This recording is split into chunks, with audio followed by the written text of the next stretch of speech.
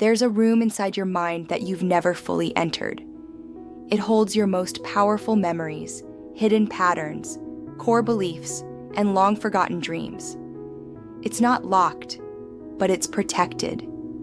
Guarded by distraction, by noise, by survival. Most of us walk through life using only a fraction of what our mind is capable of. And this isn't just about intelligence or memory. It's about access. Access to your deeper intuition. Access to emotions you've buried. Access to parts of yourself that hold the key to your creativity, your peace, your direction. And here's the strange thing. One prompt, one sentence, one doorway can start to unlock it. But to do that, you need to sit still, to listen, and to ask something your conscious mind usually avoids. So let's begin. Here's the prompt. What have I silenced in myself that's still speaking anyway? Read that again. Let it sink in. What have I silenced in myself that's still speaking anyway? This is not a casual journal prompt. This is an excavation tool, because the mind doesn't forget. The heart doesn't unfeel. When you suppress a truth, a desire, or a pain, it doesn't go away. It just changes form. Sometimes it becomes anxiety, sometimes procrastination, sometimes anger, and sometimes it becomes silence so deep, you forget there was once a voice there. Let me tell you a story. A woman, let's call her Anya, had a stable life. A job she didn't hate, a relationship that seemed fine. Friends, weekends, Netflix, everything looked okay. But every Sunday night, a tightness would creep into her chest. She called it Sunday blues. Harmless, right? But over time, she started losing sleep. Snapping at small things, feeling foggy, unmotivated. Her therapist asked her to journal, and she did. All the usual prompts. What am I grateful for? What's stressing me out? But nothing changed. Until one day, she wrote this. What have I silenced in myself that's still speaking anyway? At first, nothing came. Just blankness. But slowly, a memory surfaced.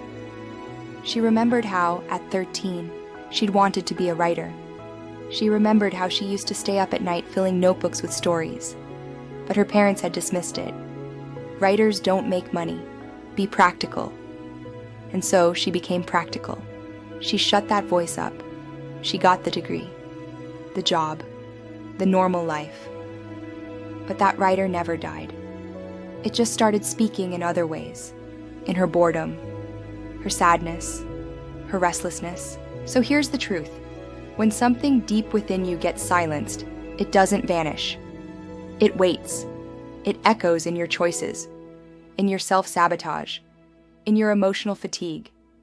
This prompt is a flashlight into that hidden space. So I want you to take 5 minutes. Yes, right after this video ends, and ask yourself, what have I silenced? A feeling? A truth? A need? A memory? And how is it still speaking today? Maybe through the way you keep choosing emotionally unavailable people. Maybe through how you can't seem to rest without guilt. Maybe through that job that pays well but makes you feel invisible. Maybe in the way you stop yourself from being seen, even when you want connection. Your mind's secret room is not a place of fantasy. It's a place of emotional reality. It's where the younger you is still waiting to be heard. It's where your core stories live. It's where the blueprint of your reactions, your fears, your hopes, it's all written. You don't need therapy to begin accessing it. You need honesty and prompts that pierce, not pamper. Let's try another. What am I pretending not to know? This one will shake you, because we all lie to ourselves, sometimes to survive, sometimes to cope, but the lies build a wall around that secret room, and this prompt is like a crowbar. What are you pretending not to know? That a friendship has expired? That your burnout isn't sustainable? That you're settling, not choosing? That your body's exhaustion is actually grief? You don't need to have a dramatic answer. Even a whisper counts. Even a single sentence like, I know I'm not okay, but I don't want to say it out loud. That's it. That's a breakthrough. You've opened the door. Let me give you one more. If I could speak without fear, what would I say right now? Fear is the security guard of the secret room. Fear of judgment, fear of rejection, fear of change. So this prompt disarms it. If you could speak without fear, what would come out? Maybe you'd say, I hate the career I chose. Or, I feel like a burden to my friends. Or, I miss someone I shouldn't. Or, I just want to rest, but I'm scared of being seen as lazy. These words don't have to be true forever, but they are true right now. And honoring them is how you start unlocking the deeper layers of your mind. Because the goal isn't just to journal. The goal is to meet yourself in places you usually avoid. That's where healing begins. That's where clarity lives. Now I want to tell you something else. If you're watching this and thinking, this is too much, I don't know if I'm ready to go there, that's okay. Self-awareness isn't a race. The mind reveals what you're ready to hold. No sooner, no later. But I will say this. When you start entering that room, even with one step, you'll notice a shift. You'll start recognizing patterns before they trap you. You'll notice when your tone changes. You'll feel when you're shrinking instead of standing. You'll begin to trust yourself more, not because you have all the answers, but because you finally listen. And when you listen, the noise quiets. That's the irony. When we avoid our thoughts, they get louder. But when we face them, name them, write them, something softens.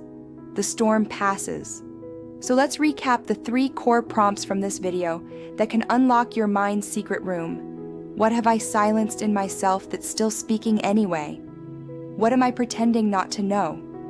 If I could speak without fear, what would I say right now? Write them down. Reflect. Don't rush it. And if it feels overwhelming, start with this one. What part of me needs to be heard today? That's all. Just one part. One whisper.